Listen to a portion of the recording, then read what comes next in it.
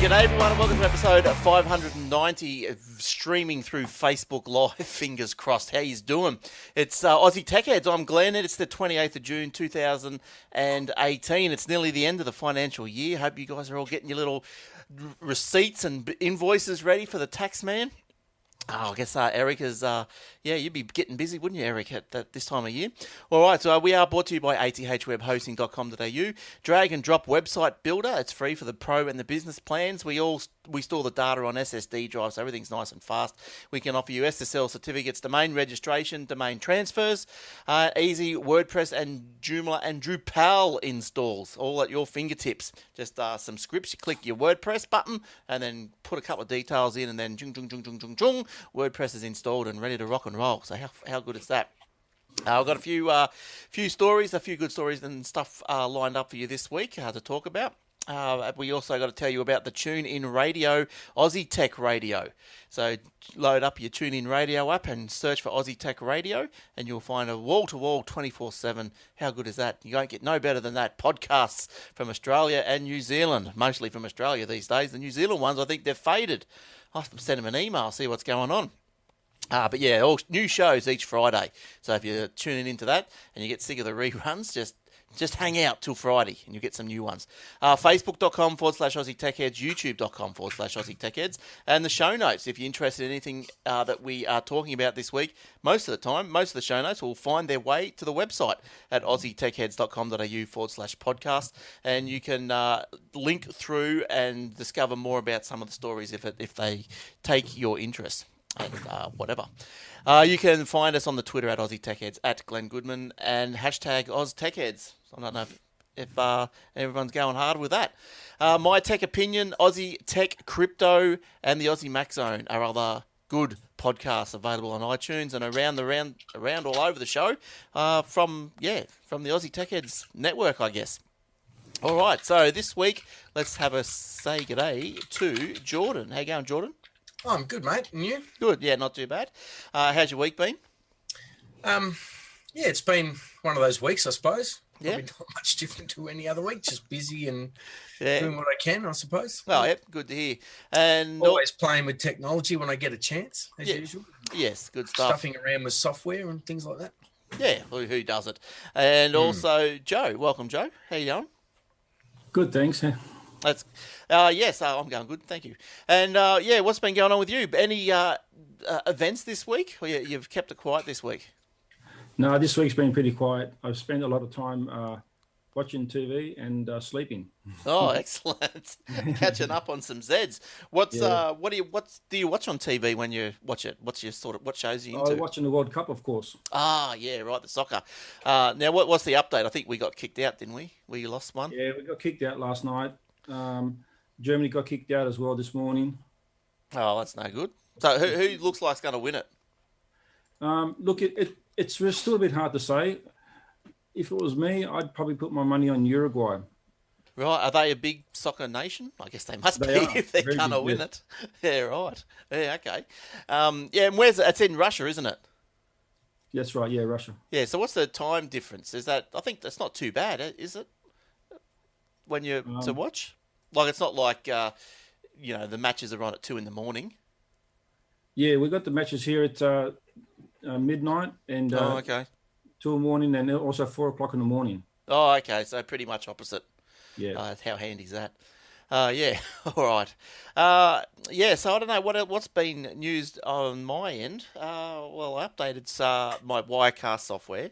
I bought a splitter for my microphone plug, but it hasn't made any difference. But I'm going to talk to Jordan after the show to see if we can get that fixed. Something's gone wrong. I'm not turning the right knob somewhere along the line. And and nothing else. That's about it as well.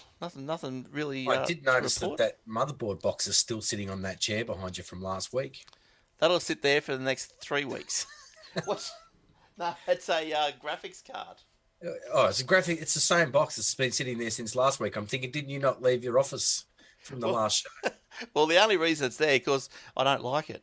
It's a 1 gigabyte card, and I'm thinking, well, what am I going to do with that? So, what I was going to do is I was going to put it in the young bloke's machine because he's died, and then I put an old second-hand one in there. Like I got out of someone's computer, but it's got a really noisy fan on it, so his computer's up there just like an aeroplane taking off every time he uses it. And I was going to put that 1 gig in, and I thought, oh, it's an i3, and I thought, shouldn't I? And I went, oh no, I'll give him a 2 gig one. Why would I want to put a 1 gig in? They don't really cost that much money. They're not very expensive. No, they're probably $60 or something. Yeah, you should actually use a 4 gigabyte as a minimum these days. You know that, don't you? Well, he's not doing anything mainly with it, He's not playing any games. Oh, he plays Roblox. No, okay. So you could probably quieten the fan up a bit with a bit of machine oil or something, maybe. I don't know. Yeah, but anyway, I'm going to give him that 1 gig. That one you got there, that's a fanless one, isn't it? It probably is. I only try and buy fanless ones. Yeah, absolutely. I think I've got one exactly the same. Yeah. Yeah, there it is. Yeah. Nice fanless one. One of these. Oh, that's a bit bigger than mine. Oh, see, I put an extra heat sink on mine. Oh, right. You know what I mean? Just to give it a bit more cooling. How's that? Did you glue that on, or how's that stuck on there? Oh, you know the bracket that normally holds the Oh, yeah. I just bent it round. Nice. Right? And that gives it a bit more cooling. Yeah, right. Takes up a bit more space. Does it actually give it a bit more cooling, or can you not fit it in the machine now to turn it on? Oh no, I can put it in. I've got a big case. That's good. All right. Oh, Very yes. good. Yeah, You've got to love it when you see a bit of home, invention. Yeah, you do. It's good. Oh, it's good. He's the gadget man, aren't you, Joe? Joe, the gadget man. Puts it together, just whips it up all together. There is other thing I bought this week was I got the kids an Xbox One. I did succumb to the pressure. Flashing out, eh? Well, it was only the first one. It only cost me like $200. It wasn't like one of the new ones. And but they, the first Xbox One. Well, there's too many Xbox Ones in my opinion now. I don't know what's going on anymore. Yeah, I think there's what's the one I had 10 years ago? I thought that was number one. Oh, yes. Well, that was just Xbox, but then there was the Xbox 360. So would you have to get that so that you could put Fortnite on there? Oh, look, there's Fortnite. What's the other one? Submarine or something. Has anyone hacked those things yet? Those Xbox Ones machines? Oh, I don't know. I guess so, but I don't think. See, the Xboxes are pretty much. If you're going to play on Xbox, you got to play with the Xbox Live, and it sort of knows if the machine's been modded. And I think if it finds it modded, I think it'll brick the machine. So they don't. I think it's pretty cutthroat. But yeah, so I don't know. I forget the name of that other game, but anyway, I got Fortnite, Subnautica. That's what it is. So I got Fortnite, I got Subnautica, and I got heaps of fighting. So heaps of fighting. Yes. And how old's the boy? 10. 10. Yeah. So so they're playing Fortnite's not too bad actually. Can't beat them, join them, I suppose. Yeah. Well, yeah, I guess so. But Fortnite's not too bad. We were talking about it being all gory and Have you had a look at it? Because my son's still haggling me about it, and I've promised him I would have a look at it, and I still haven't. Yeah. Look, I made a decision on it. Look, it might be addictive. I guess it's addictive, just like any game, I guess. But is it brutal? Nah. Is it? It's not. No, I don't think so. Like for a 9-year-old? No. Does he play games now? Yeah. What is he playing? Like Minecraft? Well, he does. Yeah, probably Minecraft and those just the standard kiddie games, Yeah. So I guess Shark, what do they call it? The Shark one and the Hungry Shark and Minecraft and. Oh yeah. Look, I guess. You're represented by a human figure in the game. It's probably it's human. You can tell they're human, which is okay. It's a shooter game, isn't it? I think. Yeah, and then other people are represented by humans. So I guess you go around and you find someone, you shoot them. Yeah. But it's not as if they stand there with blood gushing out of their eye socket or anything like that. It's just they get shot, they fall, they go, and that's it. And it's just like it's probably like less violent than say like the Wolfenstein or even I suppose Doom. It's not. I don't think it's violent at all. But some people might. Just a typical first-person shooter or something, isn't it? Sort of. Yeah, sort of. Yeah. All right. Not like what do you call it? COD? No. Or what's that other one? What's that other one they have? Grand Theft Auto. Apparently, that's pretty bad. It's yeah. But Steve Hughes on Facebook says just don't watch Current Affair. Yeah, no, we don't watch that. Maybe they bagged the hell out of the game, did they? And that's why they don't want. They're full of do-gooders on that show, I think, aren't they, Steve? Yeah.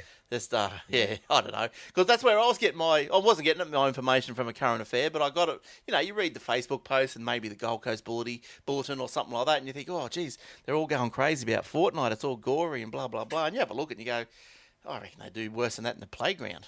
So I'm there. Yeah. But anyway, I'll have to let the boy have a go at it eventually. I got to give in. Well, the best. I haven't given in to my daughter yet for Snapchat. If I give in to him for Fortnite, there's going to be a. Yeah. Well, I think my kids. Well, my daughter's got Snapchat, but How old's the daughter? 12. 12. Mine's not 12 yet. She's 11. She's coming up to 12. I'm not sure that she's. I think Snapchat is. I think their terms and conditions are 12 actually. I'm not sure that she's using it for chatting. I think she just uses it for those funny videos. But anyway. Oh yeah, when they put the things on their head and stuff like that. Yeah. All right. So let's get stuck into some stories. What's going on?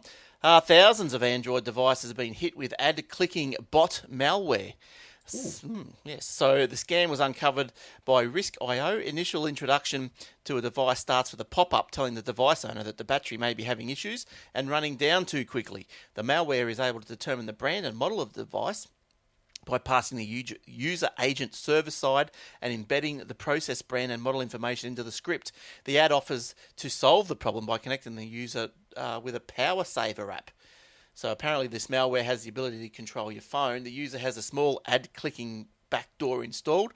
While it seems benign, the ad clicker steals information from the phone, including the IMEI, phone numbers, phone type, brand, model, location, and more.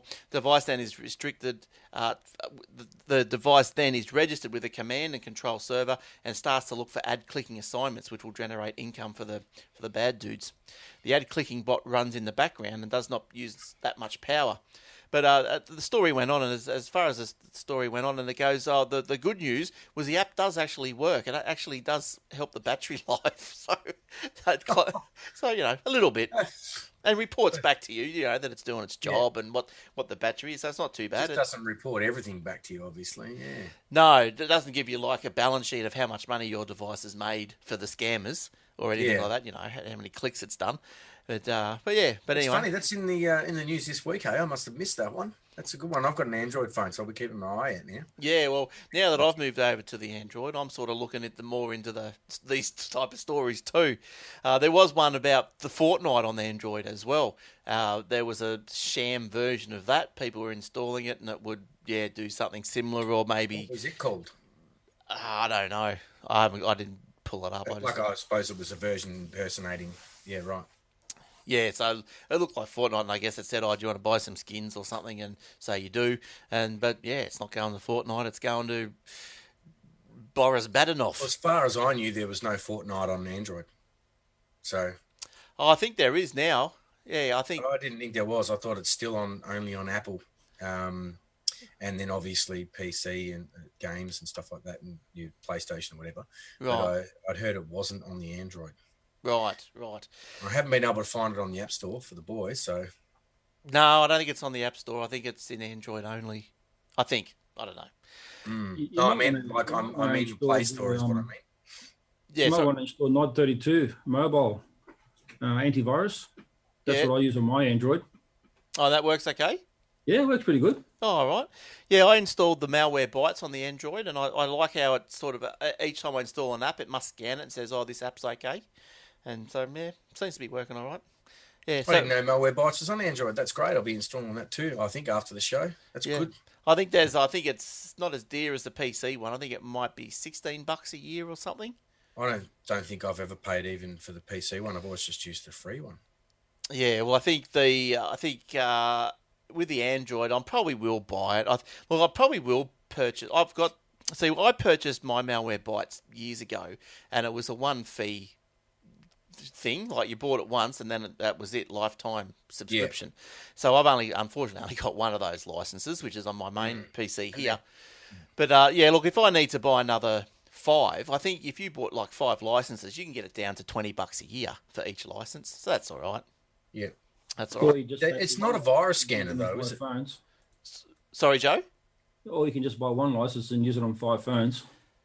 Yeah, they're changing that up slowly. I've noticed on the place. It works. Oh, does it? Right. Okay. Well, I'll do that then. So, but what about the PC version? That works too. Oh, well, Yeah. you know what I'll be doing. Well, one license is working on multiple devices. Yeah. I mean, you don't get giving it to your mates or anything, but if you use one license, and I've got it on all my PCs, I've got five PCs with one license. Yeah, it's probably because they're all coming from the same network or something, and they're on the same IP. They probably think it's the same machine or something. I don't know. That's probably right. Yeah. Yeah. Well, that's all right. But you know what? I always thought that Malwarebytes wasn't a virus scanner. I've always thought that it was only really for scanning for, adware and stuff like that, and that you still needed to have a virus scan as well. No, well, apparently you do. Oh, well, if you look at their website, they sort of saying no. Well, you wouldn't turn off your Windows Defender, would you? Oh, no. Just on No, I wouldn't. I'll just turn off your AVG or whatever it is that you're using. No, you wouldn't. But I'd turn off my AVG. I don't have any of that. So, turn AVG off anyway. You reckon? Yeah, I don't. I've only got the Defender. Yeah, that's what I use, Defender. You don't need AVG if you've got Defender running. Because they look, Malwarebytes for iOS as well. There you go. That's what I was going to tell you about that. Oh yeah, because they bought that Adware software as well. Because that was really good. I used to use the Malwarebytes and that Adware, and that would just pretty much get everything out of the machine.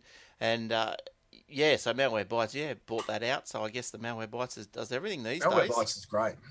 Yeah, I can't see where it said products. But it's a virus scan. Yeah, but I remember one of their splash screens.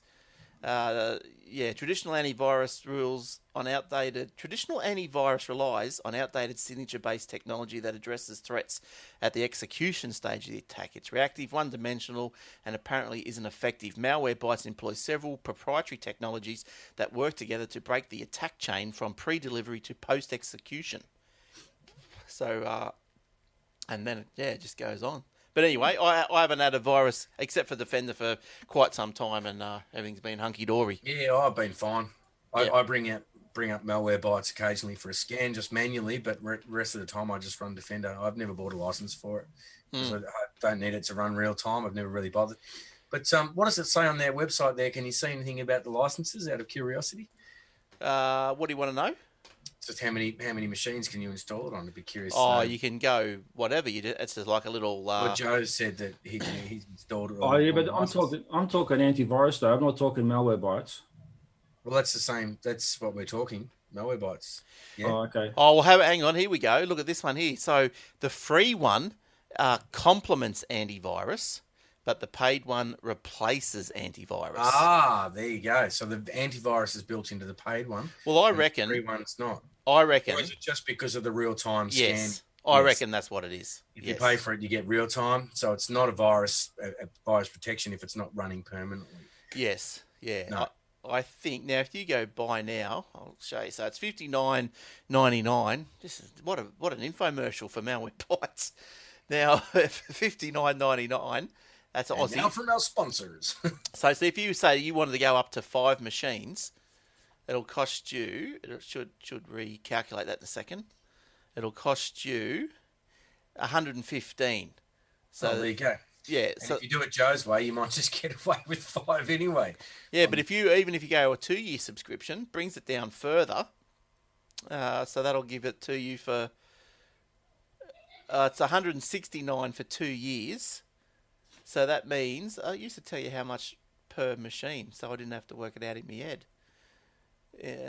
But it's $170, 5 machines, so $170.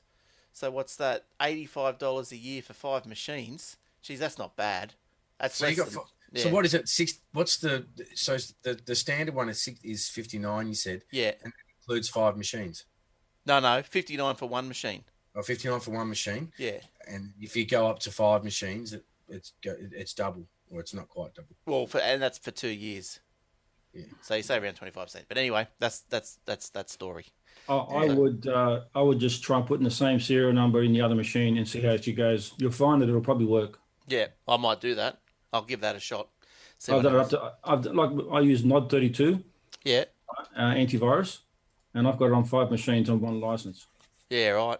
I guess how would it know? Like, it probably does go by IP address. Like, So you've got Node 32 or Node 32, whatever it is, on 5 machines, not malware bytes on 5 machines. That's right. Yeah, Yeah, not Nod. 32. yeah, that'd be right. Yep. But I've also got malware bytes on every other machine as well. With licenses, licensed malware. No, the free version. Free. Ah, Yeah. right. Yeah. So it's not. So you haven't got malware bytes running on 5 machines with one license. You've got Node 32 running on 5 machines. Yes, that's right. I was confused there. I thought you said you had malware bytes running on 5 machines with one license. Yeah. All right. Okay. Let's leave that one there. Moving on. Yeah. Let's leave that one there. Did you have anything, Jordan? What did you find this week? I've got a few leftovers because I had a few last week. Warm them up. Bring them out. Where is it? Where is it? This is one about Wi-Fi calling. I'm using Edge tonight, so watch out. Oh, look out. Making a Wi-Fi call on a smartphone is nothing new, and a lot of people get confused. Obviously, I know my mum still gets confused over what 3G and 4G and Wi-Fi are. She thinks they're all the same. So making a Wi-Fi call on a smartphone is nothing new. The ability to patch a call using a Wi-Fi connection instead of a cellular one has been around for years, with Skype being one of the oldest and most popular apps to do so. But just as carrier technology continues to evolve, so does Wi-Fi calling.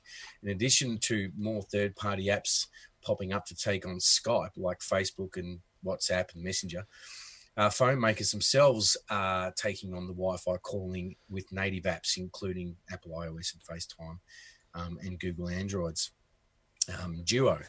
There are also phone networks that prioritize Wi-Fi calling first, like Google's Projects Fi. Have you heard of that one before? No. And Republic Wireless, which offer the customers a cheaper alternative to regular phone plans. To compete with this, legacy carriers that use traditional cellular technology have adopted the Wi-Fi calling too. Yeah, right. Well, So they want to offer that as part of their services. I don't know how far it goes. This must be kind of, I suppose, kind of early stages, because I haven't heard of Telstra or anyone offering that yet. But I remember speaking to somebody over the weekend who does telecommunication installations, and he was talking about some sort of Wi-Fi calling, but I'm not sure how it works. It is something new, though.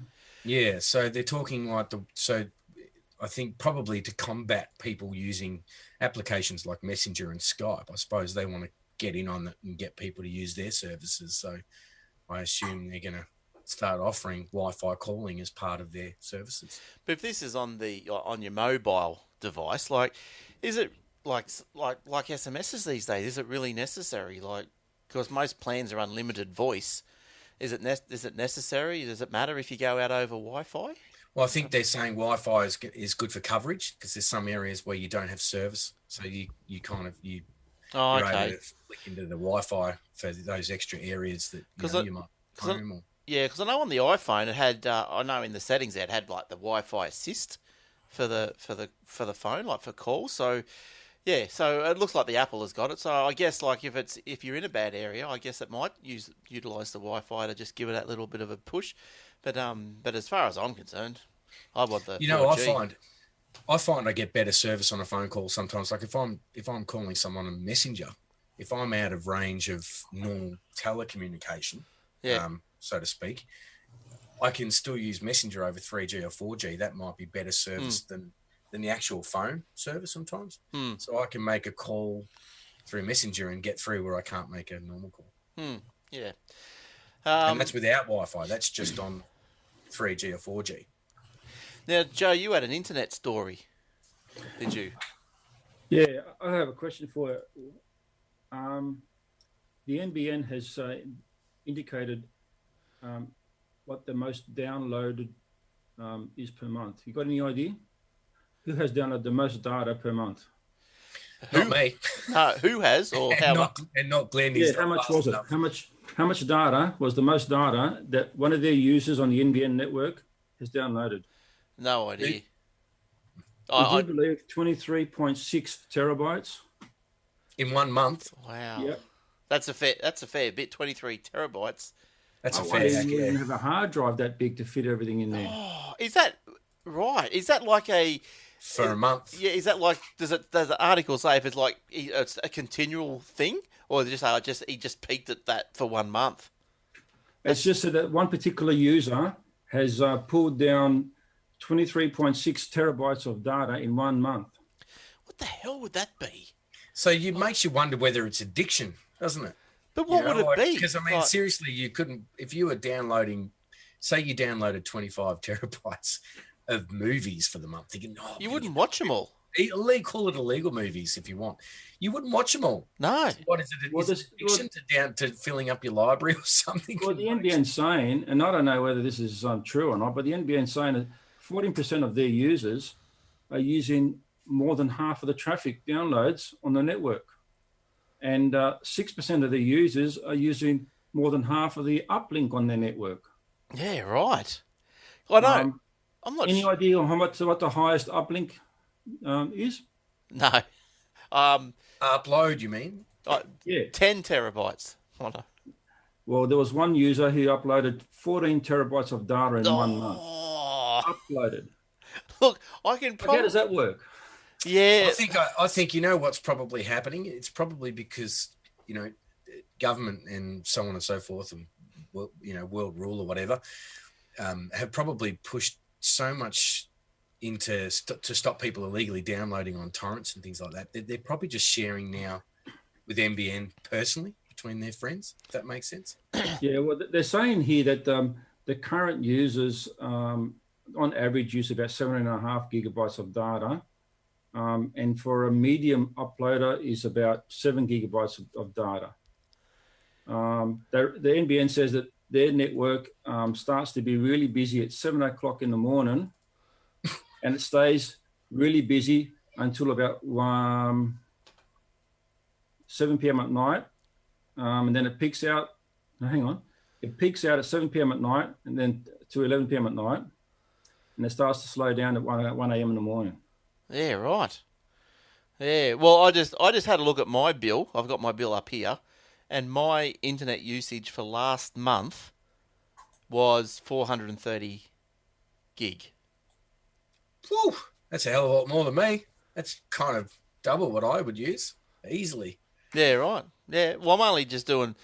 I thought mine was bad at like 150 or something. I'm like, yeah, right. That's a lot. But if you're using 400, I don't feel so bad now. Oh, maybe my kids are on doing something I don't know it's about. probably all the gaming and the Netflixing and all those. Well, they things. do a lot of YouTubes. And stuff. It's amazing how much data you can download. Yeah. I mean, look, I reckon between YouTube and RedTube, you'd probably fill your quota for the month, wouldn't you? Imagine like. Oh, sorry, that's RedTube Red. What's it called? Oh, YouTube Red or something. I don't know what the hell it's called. YouTube Premium is called now. Right. YouTube is that RedTube Premium? Used to be called RedTube. It's called YouTube Premium now. Yeah, they got to change that name. Well, they have. It's premium. So they've got it sorted. But yeah, like 14 terabytes up, that's a fair chunk. Like you could imagine that, in the old days, are we still in the torrent days, or is torrent old now? Well, that's what I'm saying. I reckon now with torrent, it's been crammed down so much, and ISPs are blocking torrents everywhere. It wouldn't surprise me if people are just, with having the NBN facility and that upload speed change that we never had before, they're probably just sharing data, between each other directly. And that's I'd like to know what size your hard drive in there, Glenn? In my computer? It's I've got a SSD for the boot drive, and it's just a 2 terabyte data drive. 2 terabyte. And Jordan, how big's yours hard drive? Oh, I've only got a couple of terabyte as well. So these guys here, where do they store all this stuff? Well, you can get multiple drives and link them all together in a RAID or something, and I've got a server. I think it might have 8 terabyte in it, but yeah, 23. That's huge. I've seen. You get on YouTube and have a look. I've seen racks of hard drives, of hundreds of hard drives together in one rack. I reckon someone's doing a shifty, maybe running a service on the side. I think they would probably be looked at that way. They've probably got their ISPs, probably got their eye on them, wondering why they're using so much data, I'd imagine. They'd have to fall foul of some acceptable use policy somewhere. But yeah, but my little internet story this week was I was going out this morning, so I jumped in the car as you do, to go out, and I backed out, started to go, and I saw the man in the pit. So I took a photo of him and I sent it to my neighbour next door, and I went, "Look out!" I said, "There's someone digging around in the pit." And then when I come home, internet was out for another 6 hours. So I thought, no. Isn't that just You had hopeless? a run of good luck, haven't you? You're Oh, not having much luck, are you, Glenn? no. Optus. Well, I lodged a complaint today. I thought, right, they give you pro rata compensation of $3.50 a day, and I said this is not good enough. And if you don't ring them up, you don't get your $3.50. So I rang them. Probably lots more than that, though. I've lodged a complaint. I'm going to get something out of them this time. It's ridiculous. I'll tell you what I get. Probably a suck it up sunshine, but I'll tell you what I get. The ACMA, which is the Australian Communications and Media Authority, rule that telcos must roll back customer internet if there are NBN delays. Now, this is a bit of a bonus for people because this would have come around because of people on whatever they're on, dial-up or ADSL. They go over to the NBN and then all goes to custard and nothing happens, and you can't go back. You can't go back to where you came from. You can't go back to your ADSL, and you're stuck without internet for whatever period of time. So they require a carrier service. They will require that the carrier service and NBN code do not disconnect existing broadband services for customers until a new NBN service is working and has been tested. So the carrier service providers must provide a legacy service or replacement service to customers within 3 working days. So they sound like they might be getting a bit serious, hopefully. If you're out in the bush, it's something like 5 days. If you are coming from a different carrier service provider, then they've got 15 days. The ACMA chair, Nerida O'Loughlin, said 16% of households were left without internet or a phone service for more than a week when moving their services to the NBN. ACMA said it would announce further rules that will require telcos to undertake line testing by the end of July. So that's good. Like I still don't know why we've got people, mucking around in the pits outside our places. Like they've been doing that off and on for months. Like, can't they just sort it out? But anyway, but look, this is a good thing, isn't it? I think why can't you roll back to where you came from? Like, come on. Well, they don't want you to. That's the thing. They want you to stay on there, and they want you to continue using the new service, even though it's not that good. Well, that's the thing. Well, but if you go back to ADSL, what they're saying that they're probably scared of, you staying on the ADSL or losing you as a customer. Who cares? You can't provide the service. Who wants to be without the internet for 3 weeks? I reckon. Yeah, just go back to where you come from. I reckon that's a good thing. So, yeah, I do. All right. Okay. What else have you got there, Jordan? Oh, sorry, I was just. Oh, that's all right. What about you, Joe? You go to Joe. I was just fiddling with something there, and There's something people need to be aware of these days.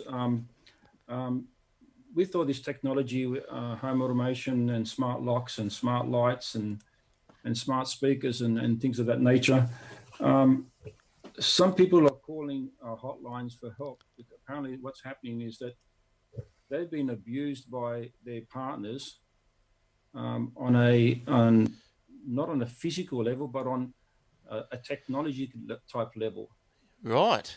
Yeah. So what's happened is that one particular woman found that she's turned on her air conditioner, and then she's found that it's been switched off, and she hasn't even touched it. Right. Yeah. So and another one said that the codes in her digital lock keep changing. Right. Yeah. So what they're saying is that the estranged partner or could be involved in doing all this just to screw with their brain. Exactly right. That's what they're saying, and there's reports that this is happening more and more often. Right. People are resetting doorbells back to default because they're outside the door. They can reset them. Yeah. Okay. And they start harassing them. Yeah, okay. Well, I guess, that's one thing to do that as a bit of a joke, But it's, yeah, once it starts to get a bit serious, like harassment and making people go a bit crazy, that's, yeah, it's got to stop you there. think about it for a moment. I mean, if you've got a Google Home or a Google Mini or something like that, anyone that walks into your home can control that. Yeah, yeah. Right. So therefore, if you are even on the outside of your home and you're, like within the Wi-Fi network, theoretically, if you download the app and you can connect to it, you should be able to control that and do other things with that, like if it's enabled to turn lights on, turn lights off, switch this on, switch this off, video on, video off, TV on, TV off, and they're finding that this sort of thing now is starting to happen a lot. Yeah, right. So why? So they're just obviously the makers of all these smart devices. They're just going to have to just up the security somehow, aren't they? So it's just so there's before any changes are accepted, that some sort of code or voice print or something has to authorize it. But I guess Paul, it is called hacking, but it's more than hacking. It's more harassing. They're harassing the person. Yeah. So therefore, it's just trying to be annoying, trying to scare the person rather than hacking it for fun purposes. They're actually doing it for that reason, Paul. So it's a bit different than, you as a kid or whatever, you hide behind the lounge and, change the TV while your dad's watching the footy or something. Exactly right. It's different to that. It's actually people who have broken up with partners, who have still have access to our passwords in the home, and have access to the Wi-Fi network. They're just harassing people that way. They go and they have access to the locks, so they go there and they stick a pin and they reset the lock. They reset the lighting. Things like that has become annoying to the person. And apparently there's some sort of talk about judges providing restraining orders for things like this too. So something to be aware of. Yeah. Yeah, so I guess, if you're sitting at home and some funny things are happening with the technology, maybe something, I always wondered that about, like, when you cast from your phone, you cast a video. Yeah. I always wondered, what if you could get your next door neighbour's TV and just cast something right in the middle of their movie? Oh, well, how many... It would be funny to do. I mean, it might be annoying, but it would be pretty funny. I'd get a bit of a chuckle out of that. You could actually do that if you knew the PIN number of the other guy's. Well, if you know, you can't just do it through knowing the PIN number. You've got to be on their local network before you can have access to that device. So that's true too, yeah. So you've got to be logged in, and then you've got to have their PIN number as well. But I've always thought it'd be funny if you could just, they're halfway through a movie and just cast a YouTube video or something. RedTube video. What happened there, RedTube? but someone manages to hack into yours, and they're like, "What's he watching?" Yeah. RedTube. But surely you guys have, I don't know, have you guys gone down the street with your remote control for your garage and just push it, see if anything else opens up while you're walking around or driving around the street? No, have you? Yeah, I have. Never. No, never. I've done it. I've tried it with my car key. Never any luck. But yeah, right. Yeah, no, I know which doors my remote opens and which ones they don't. So, yeah. So is that where you got that on-air sign from? You said the guy down the road? Yeah. Shush. Keep that one dark. Yeah. You know how to open his garage door. Oh, exactly. That's right. I've got his spare remote. Now, look, BBC releases a computer history archive. Now, you can go and have a look at it. And if you're on the Facebook Live or the YouTube video, I'll show you a picture of what the thing looks like. Just let me get it up because it's having a bit of a spazzo. A slice of computing history has been made public, giving people the opportunity to delve into an archive that inspired a generation of coders. Let me get rid of that. There we go. Look at old mate there, eh? Oh, you can't see him this weekend, yes, but old mate there, he's got his sweater on, his brown sweater, his brown tie, his brown toupee, his brown beard, his brown glasses. The Computer Literacy Project led to the introduction of the BBC Micro alongside programs which introduced viewers to the principles of computing. It included interviews with innovators such as Bill Gates and Steve Wozniak. The BBC hopes the 1980s archive will encourage today's youngsters to become more involved in computing. Now, with the release of the archive, viewers can search and browse all the programs from the project. So some of the programs is watch any of the 267 programs, explore clips by topics, text or search, run 166 BBC micro programs that were used on screen, and find out the history of the Computer Legacy Project. So the web page, look, it's a bit of a mouthful, the web page, but if you search for the Computer Literacy Project, I'm sure you're going to find it. Yeah, look, I won't even attempt the URL, which is crazy why they have complicated ones, isn't it? Well, we can't see your screen tonight anyway. No, I know. So sorry about that. But neither can Facebook. So. Oh yes, okay, of course. All right. Well, if you're on YouTube, you'll see it. Woo! Later on. Yeah, because the put it in. The YouTube video is always going to be a little bit better than the Facebook Live. So if you think that the Facebook Live video is rubbish, well, you just wait till tomorrow, till Fridays, and the YouTube one will be up. Yeah, but anyway, do that because that looks pretty interesting. I might go and have a bit of a search around, and be interesting to hear some interviews from the 1980s about all this sort of stuff. You changed your screen tonight, didn't you? What sort of screen? No, didn't you say you changed your viewing screen? We're looking at you from a different angle tonight. Yes, you are. We're getting the side profile, mate. Well, this is my best side. This is my better side, you see. So we're not seeing your scrolling URL pages like we usually do because you're on. You've got us on a different screen? No, yes. Well, what happened was because I updated my video software, my Wirecast software. I thought everything was the same, but it's not the same, and so I'm. Yeah, coming to you, I hooked up to you guys with an actual camera rather than the virtual camera.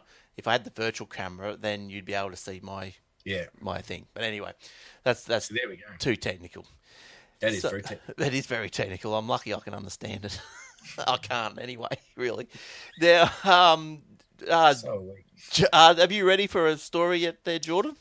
Yeah, I can shift on to my next one. This is, what have we got here?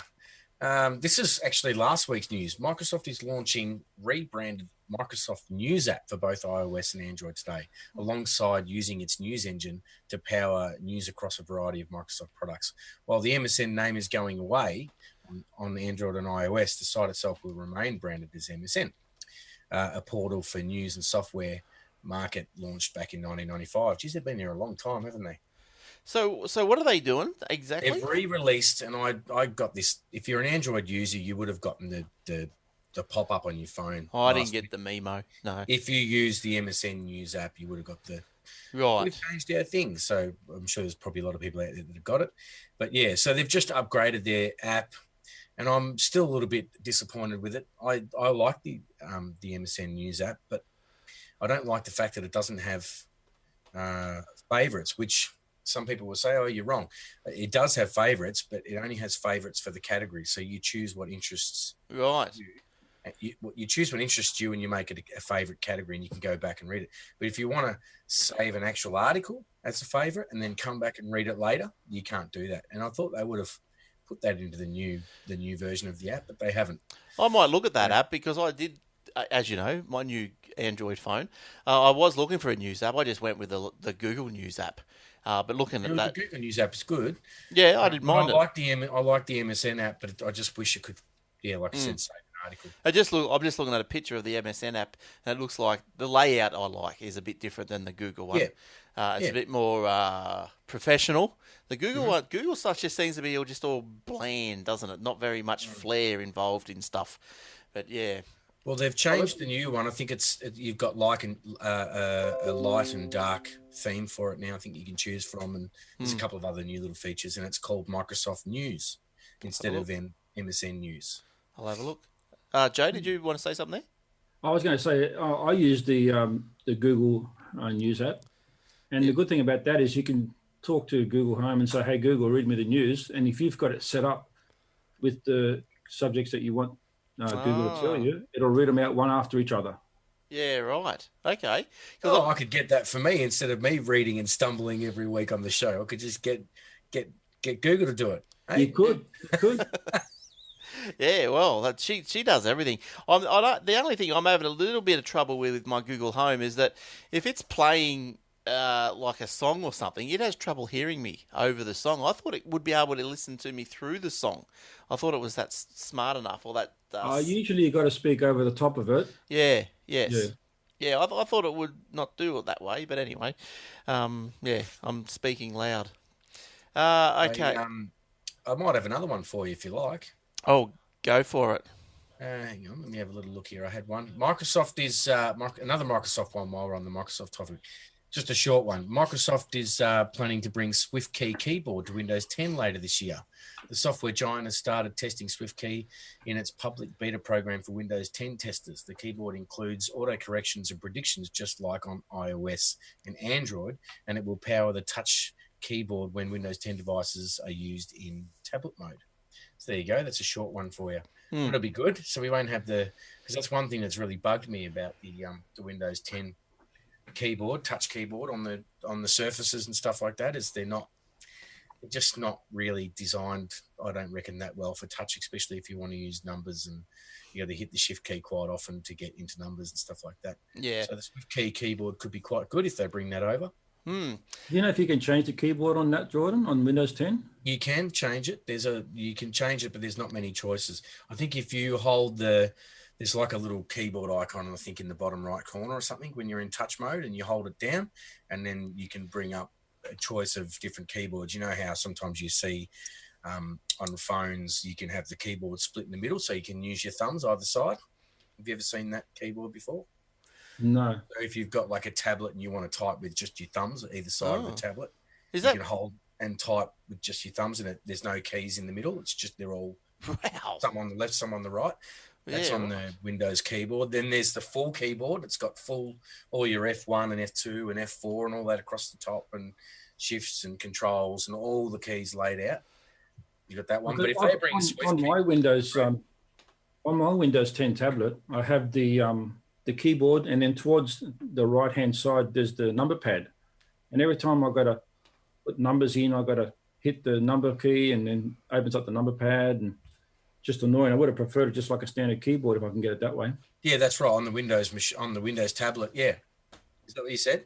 Yeah, that's right. Yeah. So I haven't, my Windows Surface is sitting right next to me and it's flat, so I can't turn on and show you. But I don't know. I had the keyboard icon here on my computer the other day. I don't even know where that's gone. It was there. Give me a second. The only other keyboard I've heard of is a Dvorak keyboard. And I don't know why. That was pretty popular, apparently. I just got Show touch. There we go. Show touch keyboard. And can I open it? It's not. Oh, yeah. So on the computer, you can do it by just showing the touch keyboard. And on the top left above the Q key, there's a little keyboard button, and you can pick. There's 1, 2, 3, 4. There's about 4 or 5 keyboards there. And one of them also allows you to use a touch input with your stylus. Oh, cool. I have to try that. Thanks for that, Jordan. Yeah. Cool. So, all right. Now, what else have we got going on? How's this bloke? There was a guy, Mr. Diallo. I think we did get a first name in here somewhere. But anyway, he was sacked by a machine. He was fired by a machine. Now, he worked in a place in LA, in an LA skyscraper where his office was based. So what happened was it started with his entry pass failed to work. So he had to rely on the security guard to let him up there. So as soon as, this is old, whatever his name is, Diallo, as soon as I got to my floor, I went to see my manager to let her know. She promised to order me a new one right away. Then he noticed that he was logged out of his work system, and a colleague told Mr. Diallo that the word inactive was listed alongside of his name. So things were just going bad for worse. I've got a picture of old Diallo. There he is there, for those that you can see. Now, the next day, so his day got much worse, and a 10-minute wait for a co-worker to let him back into his office. He was told by a recruiter that she had received an email saying his contract was terminated. She promised to sort out the problem. The next day, he'd been locked out of every single system. Then after lunch, 2 people appeared at his desk. Mr. Diallo was told that an email had been received telling him to escort him from the building. At that time, he was 8 months into a 3-year contract, and over the next 3 weeks, he was copied into emails about the case. I watched it being escalated to bigger and more powerful titles over and over, yet no one could do anything about it. From time to time, they would attach a system email. It was soulless and written in red, as it gave orders that dictated my fate.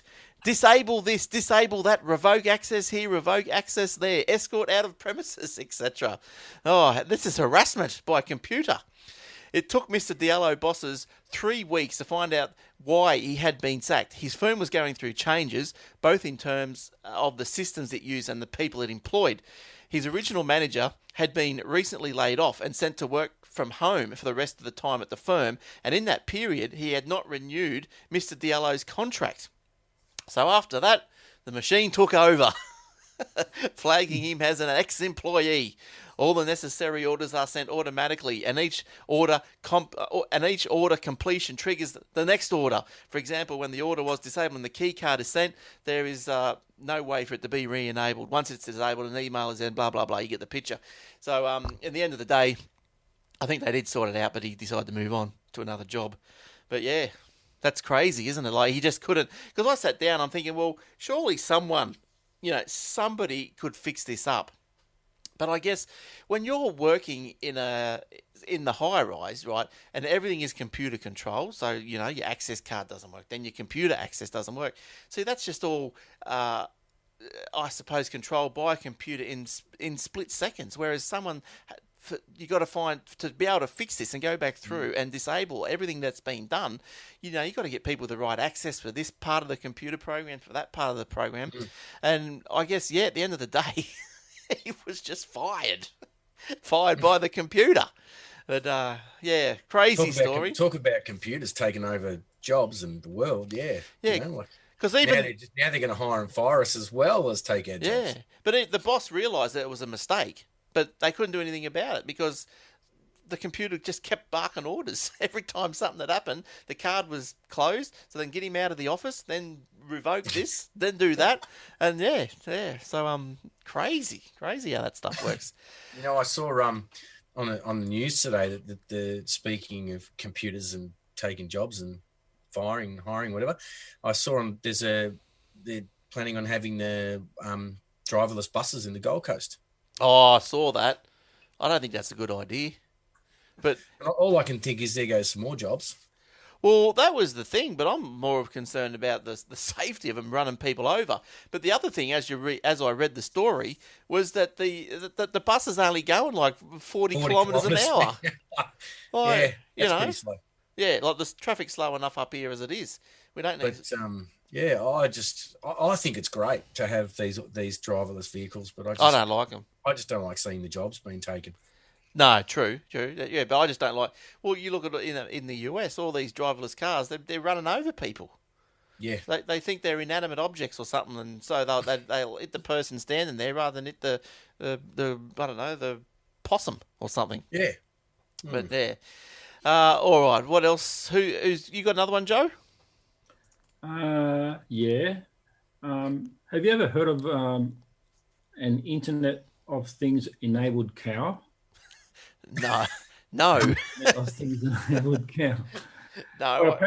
Where's the Wi-Fi chip? Aussie company has developed an implantable monitor, which they stick inside a cow. The company is called Livestock Labs, and it puts a implantable device inside, just underneath the chin of the cow.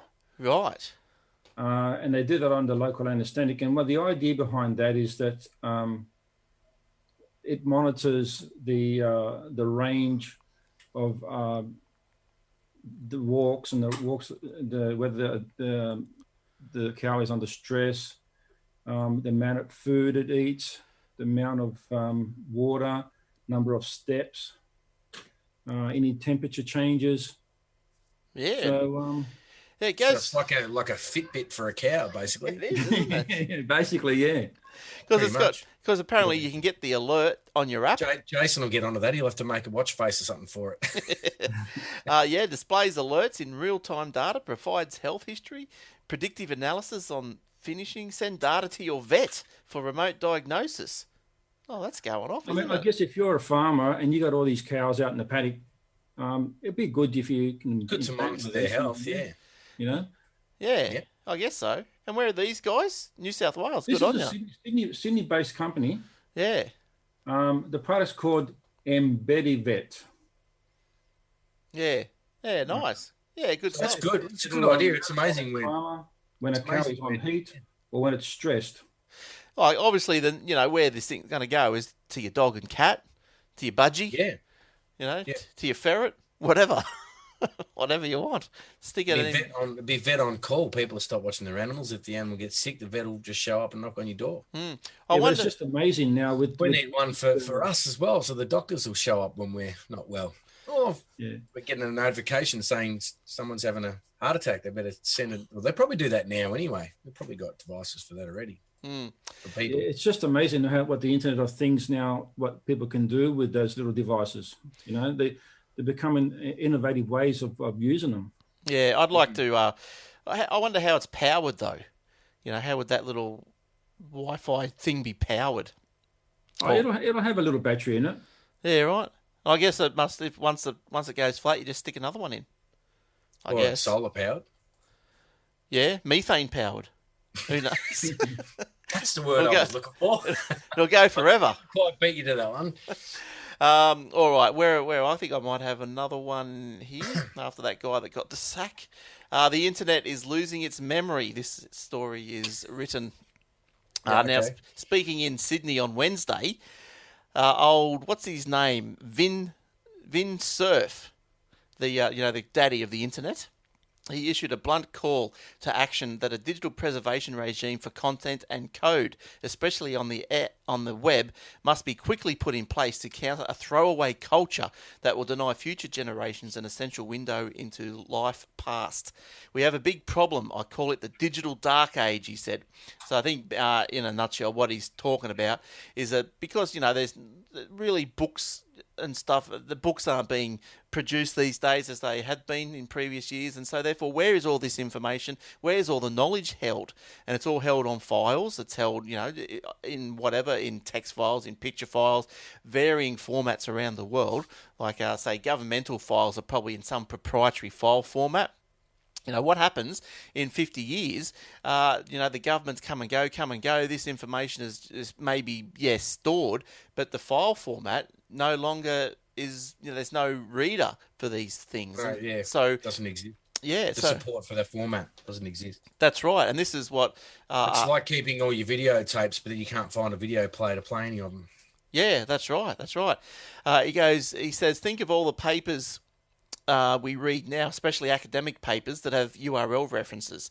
Think about what happens 10, 20, 50 years from now when those don't resolve anymore because the domain names are abandoned or someone forgot to pay the rent. So he used an analogy of the Archimedes of Syracuse, mathematical fame from ancient Greece. Now, Archimedes wrote some things about count computation around 300 BC. These were then lost. So then a friend of his then purchased some old document, and he pulled out all the Greek from it or something, and he goes, so he likened this to that Archimedes was this far away from the calculus. So 300 BC, Archimedes was just about to discover, say, calculus. He was talking about infinitesimals in the same way that Isaac Newton did in the 1600s. So that equated to a loss of that knowledge from 300 BC to like a couple of thousand years. Yeah. So the loss was around 2,000 years past before Archimedes' calculus was rediscovered, and that's what he's worried about. But I guess we've got the Internet Archive, which is probably good. That's there, archive.org. Is that the one where you can go and play all those old games? You can, but it's not just a game hive. It's a hive for other stuff as well. You want to go and play Pac-Man or something there? That's good. You can play all the old games there. You can play Donkey Kong. You can play Moon Patrol, Time Flight, all the good stuff. Now look, there's the. So if you haven't got a player for them, you can play them there. But it's a good theory. It's a relevant theory. It's true. It's.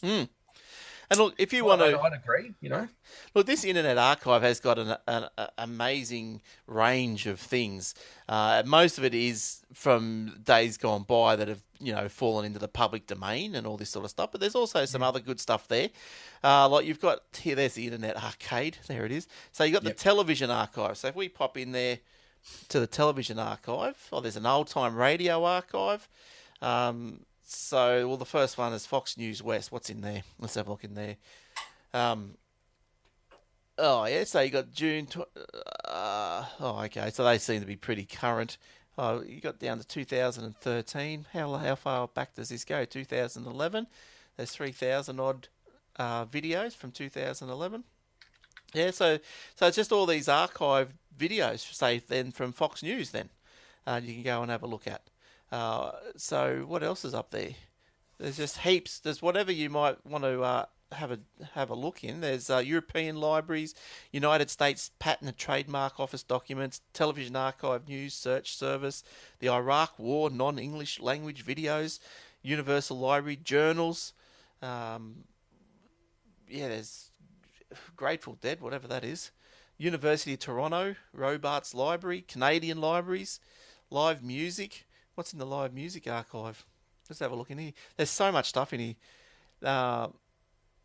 Blue Shore Financial Centre for something or other. I'll have to expand that. But yeah, there's heaps of stuff there. You get lost in there. Old TV shows and things like that from way back and stuff. Yeah, it's good. Yeah, it's really good. You've got to keep it somewhere. You know? Yeah, that's right. Archive.org. Go check that one out if you want. And I did get a picture of old Cerf. But we don't have hard copies of these things these days. It's the same with photos, Well, that's what he's saying. All these things. Everything's digital and we have no hard copies. You don't go out and print. I mean, in the old days, you used to have a roll of film and you take 24 photos. I suppose it was easy to store 24 photos. But now, because we've got digital photos, we can take 24 photos a second and the rest. Yeah. It's hard to store all that stuff as hard copies to begin with. Yeah. Well, I've got 8,000 odd photos. Yeah. My parents wouldn't have had that many. I remember having a folder and they'd have probably, maybe 20 or 30 or 50 albums. That's nothing right. more. Yeah, that's right. It's crazy. So, yeah. All right. Did you have any more, Jordan? Well, I can have a quick squeeze and just make sure there's been a few that I've left out over the past weeks. So it was the Microsoft one. There was one here. Where was it? Buyers looking for big screen phones will have quite a few devices to choose from in the second half of this year. In a couple of months, the Galaxy Note 9 will hit the stores with an infinity display around 6.3 inches big, about as big as the Galaxy Note 8 screen. A month later, the iPhone X Plus will bring iPhone users a huge 6.5-inch screen, the biggest display ever seen on an iPhone. But it's Huawei that's supposedly working on a device with an even bigger screen than the iPhone X Plus. Samsung is supposedly manufacturing a 6.9-inch screens for an unnamed Huawei device, according to Korean language site The Bell. The screen is rigid, therefore not flexible like an OLED screen in iPhone X. That means the 6.9-inch Huawei phone will probably have the same notch and chin design as the Huawei P20 models. Oh, now we've got a chin, have we? We've got the notch and now we've got a chin. Yeah. Right. And like every other iPhone X clone out there. So where are